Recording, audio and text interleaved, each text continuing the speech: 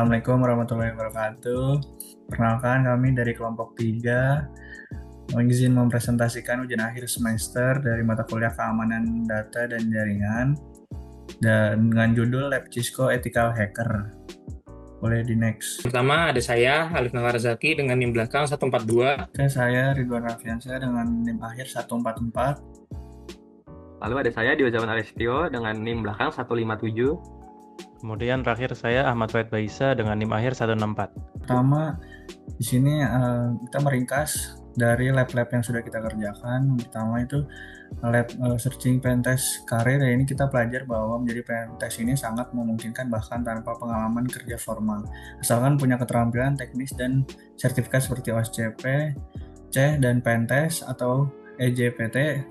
Pekerjaan yang banyak tersedia secara remote dan sangat fleksibel dengan tugas utama seperti pengujian sistem dan mencari kerentanan serta membuat laporannya. Selanjutnya ringkasan dari lab 1.2.6 itu compare pen testing metodologi. Kita mempelajari beberapa metodologi yang bisa digunakan dalam pen test seperti OSTTPM, pen test, WhatsApp, dan Mitre Attack. Masing-masing memiliki pendekatan berbeda, tapi tujuannya itu sama, memastikan proses pengujian berjalan terstruktur, profesional, dan bisa dipertanggungjawabkan. Selanjutnya itu ada di lab 1.3.6, lab deploy and Breville Kali Linux virtual machine. Jadi kita meringkas, kita mempelajari cara menjalankan Kali Linux dengan cepat menggunakan virtual machine yang sudah di-download sebelumnya dengan metode yang sangat cocok bagi pemula yang di awal karena tidak perlu instalasi yang rumit, cukup dengan unduh dan jalankan untuk siap belajar. Boleh di next. Selanjutnya itu lab investigasi Kali Linux. Ini kita menjalankan Kali Linux lebih dalam mengenai antarmuka grafis dan terminalnya. Kita belajar perintah dasar seperti CD, PWD, LS, serta penggunaan perintah untuk melihat dokumentasi. Juga kita mengenal seperti simbol panah dan juga titik untuk mengelola file dan direktori awalnya. Selanjutnya di lab 2.1.9 di sini kita menelusuri layanan pentest seperti COBAL, NCC Group, dan TrueWave. Ketiganya mendukung kepatuhan standar internasional seperti PCI, DSS, dan lain-lainnya, serta menyediakan sumber belajar seperti white paper dan studi kasusnya. Jadi mereka ini menangani klien sektor keuangan, kesehatan, dan teknologi, serta memiliki akreditasi global. Jadi lab ini juga menekan pentingnya compliable bagi perusahaan Indonesia yang menyimpan data pribadi karena pelanggan dapat berujung pada sanksi hukum dan denda yang besar. Boleh di next. Dan di lab 2.2.9 lab pre-engineering scope and planning. Jadi kita belajar menyusun ruang lingkup dan aturan pentest sesuai kebutuhan klien dengan fokus menjaga ransomware pada sistem inventaris dan pengiriman. Pengujian ini dilakukan di sistem produk mencakup jaringan internal namun tidak termasuk perangkat seperti karyawan, web apps, dan wifi. Social engineering ini diperbolehkan tapi secara terbatas. Tes ini berlangsung 2 minggu secara remote dengan uji berat di akhir pekan. Di akhir, data sensitif dilarang disalin dan firewall serta IDS klien dapat mempengaruhi hasilnya tersebut. Selanjutnya di lab Create Pentest Agreement. Ini dalam lab ini kita mempelajari dan menyusun perjanjian pentest antar klien dan penyedia jasanya. Jadi mencakup ruang lingkup jadwal kerjanya itu kurang di dalam ini ada 16 hari dan skema pembayaran itu ada 2 tahap. Dan pengujian ini hanya pada sistem yang disetujui oleh klien. Dengan kewajiban menjaga kerahasiaan data, kontrak bisa dibatalkan juga jika ada pelanggaran atau gagal pembayaran di awal perjanjian. Dan juga ada hal penting seperti garansi layanan, penolakan tanggung jawab atas gangguan kecil yang dilakukan oleh pentest, dan komitmen menjaga kerahasiaan informasi juga. Lab 2 lab personal lab ini kita mempelajari pendekatan etika dan pengambilan keputusan seperti manfaat terbesar yaitu menghormati hak individu dan common good itu kepentingan bersama. Dan juga keadilan. Kita juga meninjau kode etik profesional di bidang keamanan cyber dan menyusun kode etik pribadi seperti menjaga privasi, tidak merusak sistem, dan hanya menguji sistem yang diizinkan saja. Contohnya itu pelanggaran seperti kasus Equifax itu menunjukkan kepentingan transparansi dalam insiden keamanan. Tantangannya itu etika terbesarnya adalah menahan diri untuk tidak mengakses file pribadi saat melakukan pengujian yang membutuhkan profesional tinggi. Di titik 1 yaitu lab using OSINT tools. Dalam lab ini kita belajar menggunakan alat OSINT seperti Feathersfoot dan Recon G untuk mencari informasi terbuka dari internet seperti email, subdomain, dan data yang bocor. Dengan Spiderfoot, kita melakukan secara otomatis, sementara Recon Engineer itu tuh punya modul-modul khusus dan fitur workspace untuk memisahkan hasil tiap proyeknya. Lab ini menunjukkan bahwa OSINT ini penting untuk tahap awal pengujian keamanan. Boleh di next. Selanjutnya akan dilakukan oleh rekan saya. Selanjutnya di sini ada lab 3.1.9 yaitu lab DNS Lookup. Dalam lab ini tuh kita mempelajari cara menggunakan alat NS Lookup, DIG, WOIS, dan host di Kali Linux untuk mencari informasi DNS dari suatu domain. Kita bisa mengetahui alamat IP, mail server atau MX, server DNS atau NS, dan data kepemilikan domain dengan tools tersebut. Kita mempraktikkan query terhadap domain seperti kisco.com, mencari informasi IP, DNS server, dan melakukan reverse DNS lookup. Dari hasil perbandingan dari semua toolnya itu DIG dinilai paling efektif untuk reconnaissance pasif karena hasilnya lebih lengkap, fleksibel, dan tidak langsung menyentuh server target. Ini ada lab 3.1.12 yaitu lab Employee Intelligence Gathering. Dalam lab ini kita mensimulasikan bagaimana penyerang bisa mencari informasi pribadi atau PII dari media sosial. Dengan akun palsu dan mode incognito, kita menelusuri data seperti nama, tanggal lahir, lokasi pekerjaan, kebiasaan, hingga foto yang mengungkap rumah atau plat kendaraan. Hasilnya menunjukkan bahwa jejak digital sangat mudah dimanfaatkan jika tidak dijaga. Kita belajar pentingnya mengatur privasi akun, tidak membagikan info sensitif, dan mengaktifkan autentifikasi 2 faktor atau 2FA untuk melindungi diri dari penyalahgunaan data. Di sini ada lab 3.1.14 yaitu lab finding information from SSL certificate. Dalam lab ini membahas cara mendapatkan informasi dari sertifikat SSL melalui browser, situs crt.sh, dan alat di Kali Linux seperti SSL Scan. Terus kita memeriksa sertifikat domain seperti skillsforall.com, melihat detail seperti algoritma, masa berlaku, dan penerbit. crt.sh digunakan untuk mengeksplorasi subdomain tersembunyi dan hubungan antar domain. Di Kali Linux, tool SSL Scan yang dipadukan dengan AHA menghasilkan laporan HTML berwarna yang membantu mengidentifikasi kelemahan SSL secara visual. Dari semua alat yang digunakan nih, dari tools-toolsnya, SSL Scan dinilai paling informatif dan berguna untuk analisis keamanan. Di sini selanjutnya ada lab 3.1.18 yaitu lab finding out about the organization. Jadi dalam lab ini kita belajar mengumpulkan informasi dari organisasi dan individu menggunakan tools seperti Spiderfoot, Email Harvester, dan ExifTool. Kita menemukan data seperti email bocor, metadata dokumen, dan alamat email yang terkait domain. Dan hanya dari sumber terbuka atau OSINT. Hasilnya itu menunjukkan bahwa jejak digital bisa dimanfaatkan penyerang jika tidak dijaga, sehingga penting untuk menghapus metadata dan membatasi informasi yang dibagikan secara online. Terus selanjutnya di sini ada lab 3.1.19 yaitu lab Advanced Search. Dalam lab ini membahas teknik pengintaian pasif menggunakan Google Dorking seperti yang di kiri itu Google Hacking Database GHDB dan Wayback Machine.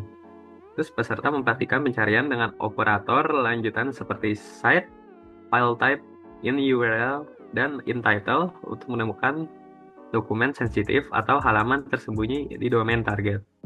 GHDB digunakan untuk mengakses dorks siapakah yang dapat membuka data rahasia seperti password, login admin, dan file konfigurasi. Kalau Wayback Machine dimanfaatkan untuk melihat versi lama situs yang mungkin memuat informasi penting yang kini telah dihapus. Teknik ini tuh penting dalam reconnaissance karena memungkinkan pengumpulan data tanpa menyentuh langsung sistem target, sehingga tetap tersembunyi dan legal dipakai. Selanjutnya di sini ada lab 3.1.21 yaitu lab Shodan Search. Jadi dalam lab ini kita belajar menggunakan SODAN, mesin pencari untuk menemukan perangkat yang terhubung ke internet, seperti kamera, server, dan IoT. Kita di sini membuat akun, mendapatkan API key, dan mencoba mencari perangkat online dengan kata kunci seperti webcam.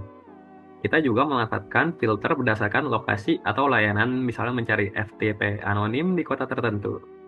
Selain itu, kita mencoba SODAN CLI di terminal, Kali Linux untuk pencarian langsung, dan melihat detail seperti IP, versinya sistem, layanan aktifnya, hingga kerentanan yang mungkin dimiliki perangkat tersebut. Ada Lab 3.2.6 yaitu Lab Enumeration with Nmap.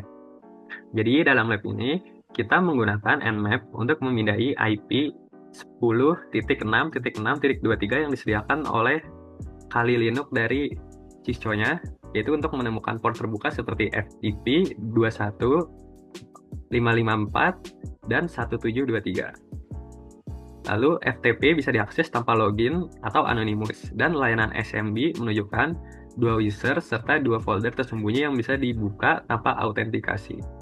Ini berisiko karena FTP tanpa password dan SMB terbuka bisa disalahgunakan oleh penyerang. Port lainnya juga perlu diamankan agar tidak menjadi celah serangan. Lalu di sini ada Lab 3.2.9 yaitu Lab Packet Crafting with Scapy. Jadi dalam lab ini kita belajar menggunakan tools Scapy, yaitu alat berbasis Python untuk menangkap, membuat, dan menganalisis paket jaringan. Kita mencoba menangkap lalu lintas ICMP dan TCP dengan perintah sniff, lalu membuat dan mengirim paket secara manual, seperti ping dengan pesan khusus atau TCP SYN untuk cek port. Hasilnya bisa dianalisis lebih lanjut di Wireshark. Lab ini tuh menunjukkan bahwa Scapy sangat berguna untuk memahami jaringan dan mencari celah keamanan. Tapi harus digunakan di jaringan yang legal dan dengan izin yang sudah ada. Selanjutnya di sini ada Lab 3.2.10, yaitu Lab Network Sniffing with Wireshark. Jadi dalam lab ini tuh kita diajarkan cara menangkap dan menganalisis lalu lintas jaringan menggunakan TCP DAM dan Wireshark. Jadi kita belajar merekam aktivitas saat mengakses situs, menyimpannya sebagai file .pchp, lalu membukanya di Wireshark untuk melihat detail seperti alamat IP, DNS, username, password, dan cookie. Kita bisa melihat port-portnya juga. Dari sini kita memahami risiko keamanan jika data dikirim tanpa enkripsi seperti pada HTTP. Ini akan dibacakan oleh teman saya. Selanjutnya ada di Lab 3.3.6, Lab Vulnerability Scanning with Kali Tools.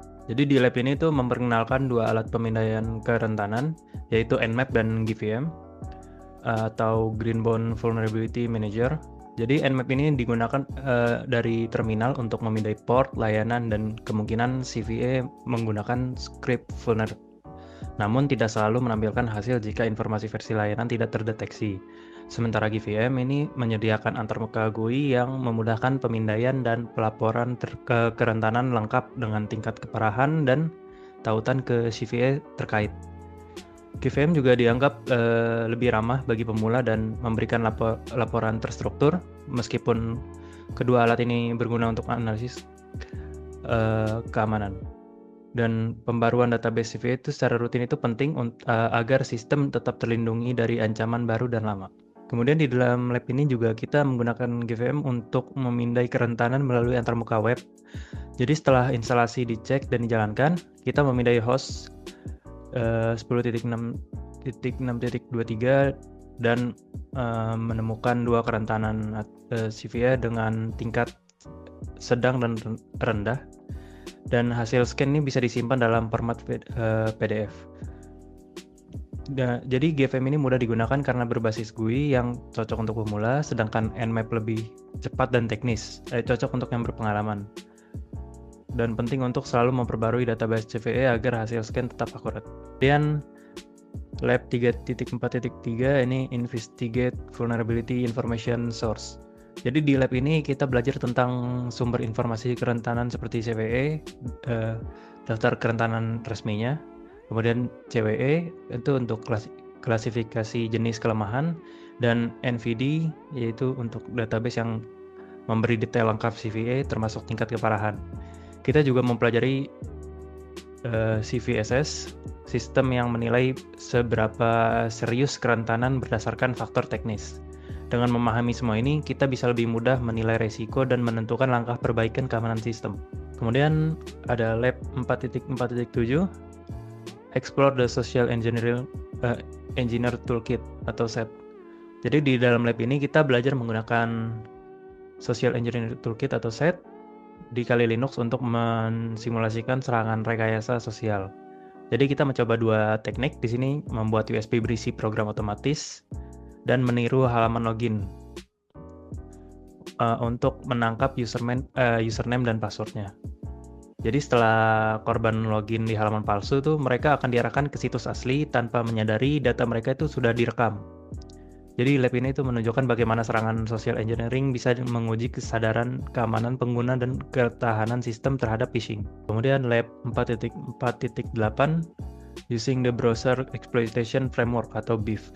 Jadi di lab ini tuh menunjukkan cara menggunakan BEEF untuk mengeksploitasi kelemahan browser lewat serangan social engineering.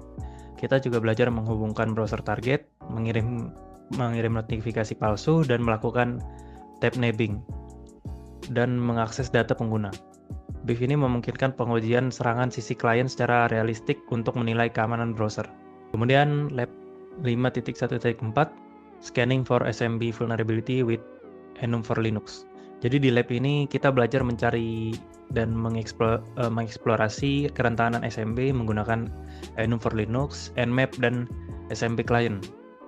Kita menggunakan Enum for Linux untuk mendapatkan info seperti pengguna, grup, dan file share dari server.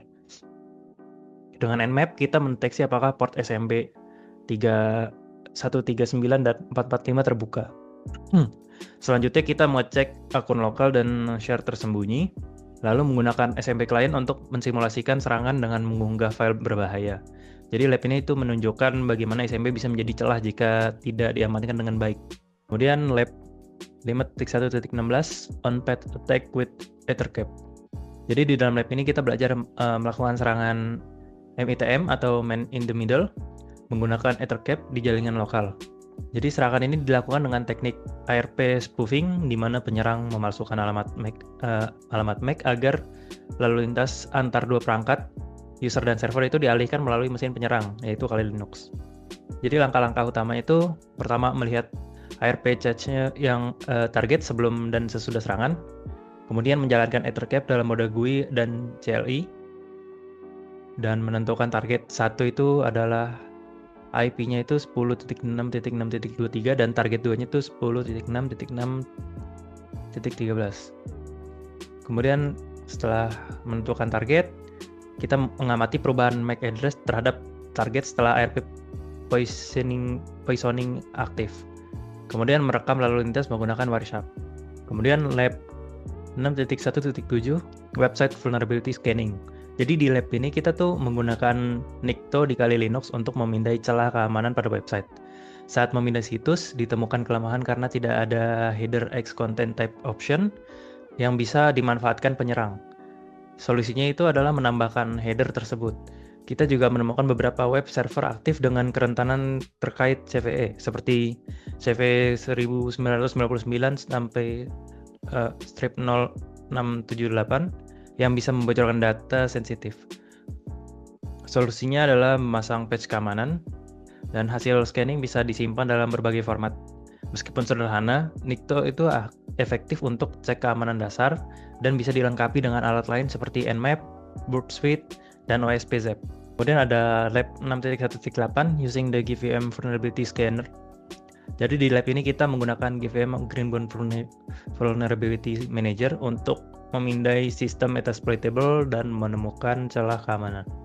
Setelah menjalankan command GVM start dan login lewat browser, kita memindai IP target, dan hasilnya itu nanti akan ditemukan kerentanan serius seperti Twiki XSS, layanan Rexec aktif, dan sistem operasional yang sudah usang. Eksploitasi dilanjutkan dengan menemukan akun MSF admin lewat Nmap, lalu login via RSH dan berhasil masuk sebagai root. Setelah itu file etc password dan etc shadow ini disalin untuk dibongkar menggunakan Shadow, dan John the Ripper. Lab ini menunjukkan bagaimana kerentanan lama bisa dimanfaatkan untuk mengambil alih sistem. Selanjutnya akan dibacakan oleh rekan saya. Selanjutnya adalah Lab 647, yang dimana injection attack. Dalam lab ini kita belajar bagaimana SQL injection bekerja untuk mencuri data dari database melalui celah input pengguna. Targetnya adalah DVVA dengan level keamanan terendah. Dengan input or dengan satu hashtag, kita bisa melihat semua data pengguna tanpa login. Kita menemukan label table user yang berisi username dan hash password. Lalu membongkar hashroot menggunakan CrackStation untuk mendapatkan password admin. Hal ini sangat penting karena punya akses penuh ke sistemnya. Untuk mencegah SQL injection, kita perlu menggunakan parameterize query, memvalidasi dan memfilter input pengguna, serta menghindari karakter berbahaya sebelum data masuk ke database. Lab 658, injection attacks lagi. Lab ini membahas cara membobol password menggunakan Hashcat, John Ripper, dan Rainbow Crack. Hashcat memecahkan hash MD5 menggunakan wordlist seperti rocky.txt, John Ripper menggunakan wordlist dengan brute force untuk memecah hash, Rainbow Crack menggunakan rainbow table untuk memecahkan hash dengan sangat cepat, dan hasilnya password yang lemah dan umum sangat mudah dibobol. Lab 678, cross-site scripting. Lab ini membahas tentang XSS, reflected dan store.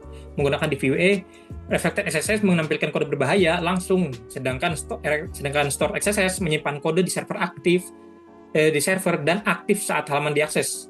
Pengujian dilakukan pada 3 level keamanan, low, medium, dan high. Meski ada filter, serangan tetap berhasil dengan sedikit modifikasi kode. Misal, script, image one error, security on load, dan kita juga mencoba menyisipkan iframe dan mencuri cookie. Hasilnya, jika SSS berhasil, meski level keamanan tinggi, aplikasi sangat rentan dan perlu diperbaiki segera. Use the OWASP Web Security Testing Guide. Dalam lab ini, kita belajar menggunakan OWASP Web Security Testing Guide atau WSTG untuk menguji keamanan aplikasi web.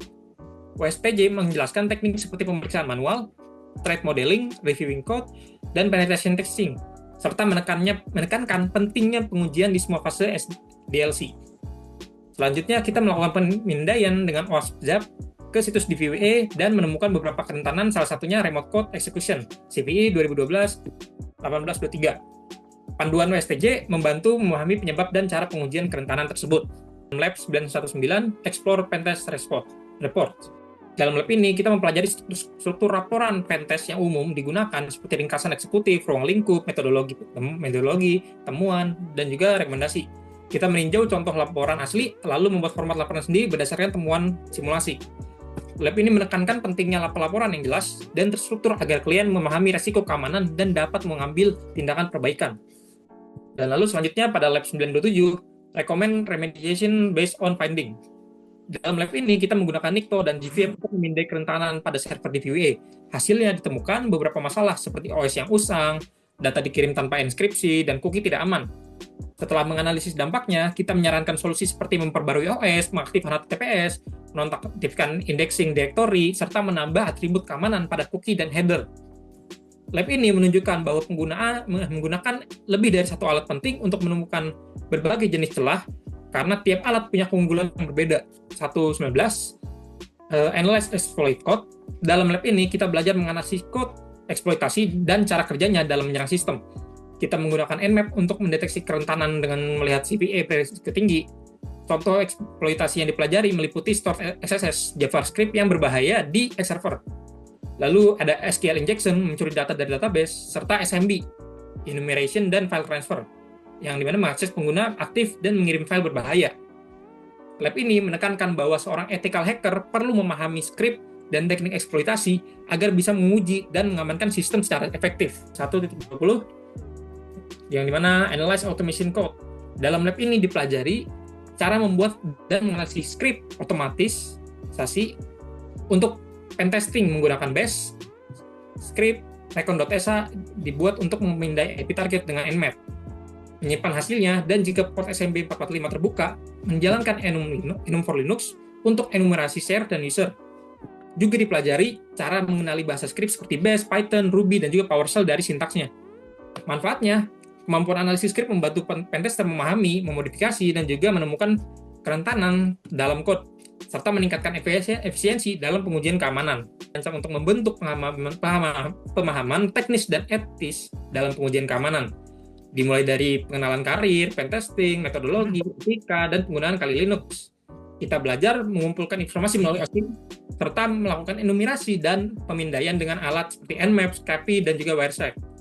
Selanjutnya, mempraktikkan eksploitasi kerentanan seperti SMB, XSS, dan juga SQL injection, serta menggunakan alat seperti SET, BIF, GVM, dan OWASP.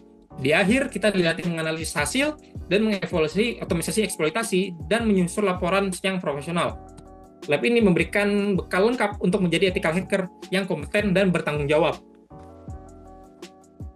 Sekian dari kelompok kami, itu saja. Terima kasih. Mohon maaf jika ada salah. Assalamualaikum warahmatullahi wabarakatuh.